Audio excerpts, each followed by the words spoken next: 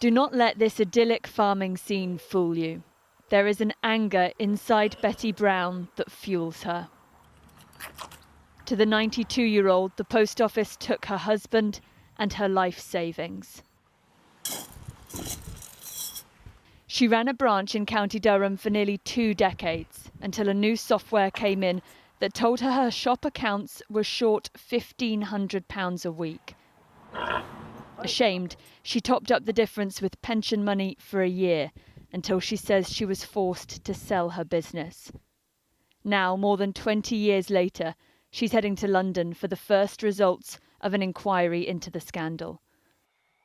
Not forgetting what and who she's lost in that time. Horizon just changed and spoiled everything. I was going to bed at night and I was sleeping right on the edge of the bed so that my husband wouldn't hear me crying or feel me crying or anything. And you just had to deal with it yourself. The focus of this part of the inquiry's findings was the human impact. Betty's husband Oswald had cancer at the time their post office was being investigated. I knew that he had to be kept stable and try not to worry them. What was the impact it had on your husband? They killed him. They was worried sick. Betty was initially offered 30% of her compensation claim. The post office has since upped that to 70%, but she's not leaving it there. We are going to fight to the bitter end, to the 100% of each and every claimant there, however long it takes us and wherever it takes us. 300 miles south in Dorset, Tracey Merrit works a 15-hour day between a supermarket and her ice cream van, trying to claw back the legal costs of fighting the post office. Wrong charges against her linked to the Horizon IT system were eventually dropped, but not before the damage to her family had been done. Tracey and her daughter also worked together.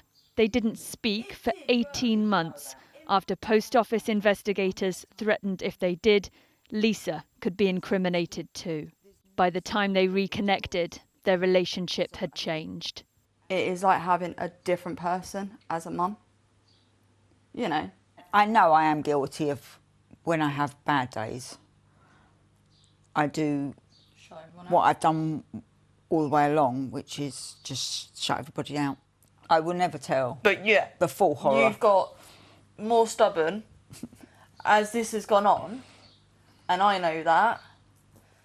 But yeah, sometimes it's like I'm getting pushed away again. A lot of the time it's mum's having a rough day. Somehow I've got to get to the point where I can accept all of it, what's happened, and I'm nowhere near there yet. I've got to find myself again. Oh, Tracey, how was your journey? Okay. Yeah. This morning, Tracey arrived to hear the first inquiry report herself. Really nervous? Yeah. Along with other subpostmasters from around the country, she listened to the chair's 19 recommendations. Tracey and Betty agreed with Sir Wyn's criticisms of the compensation schemes and the proposal that close family members should also receive financial support. I'm really pleased this has come out. I'm hoping that the government will actually listen and abide by the recommendations.